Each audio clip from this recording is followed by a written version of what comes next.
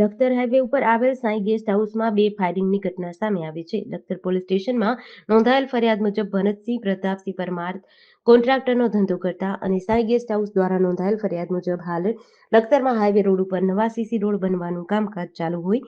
આ દરમિયાન ડાયવર્ઝન આપેલ ન હોય, જેથી ટ્રાફિકનો પ્રશ્ન રહેતો હતો.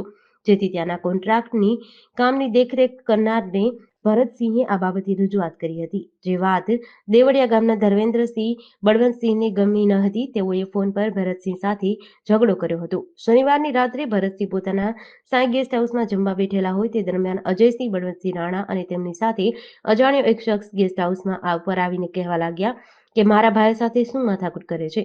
તેમ કહીને જેમ ભાવે તેમ ગાળો બોલી, જેથી ફરિયાદી દ્વારા ગાળો બોલવાની ના પાડતા અજયસિંહ તરત જ ઉશ્કેરાઈને પેન્ટના નેફામાંથી પિસ્તોલ કાઢીને ફાયરિંગ કરતા ભરતસિંહ આડો હાથ કરતા ડાબા હાથના બાવડાના ભાગે ગોળી વાગી હતી. તે પછી બીજું ફાયરિંગ કરતા ભરતસિંહ નીચે નમી જતા ગોળી દિવાલ સાથે અથડાયેલ. આ દરમિયાન ગેસ્ટ હાઉસમાં મેનેજર વચમાં પડતા અજયસિંહ સાથે આવેલ અજાણ્યો શખ્સ જેઓ ફોરવ્હીલ ગાડી લઈને આવ્યા હતા તેમાં બેસીને ભાગી ગયા હતા.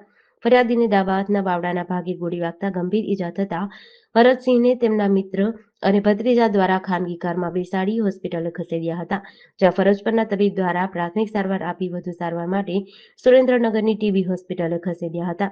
બનાવ અંગે પોલીસે દોડી જઈને વધુ તપાસ હાથ ધરી હતી. જેડીસી ન્યૂઝ સાથે જયેન્દ્રસિંહ ઝાલા, લખતર.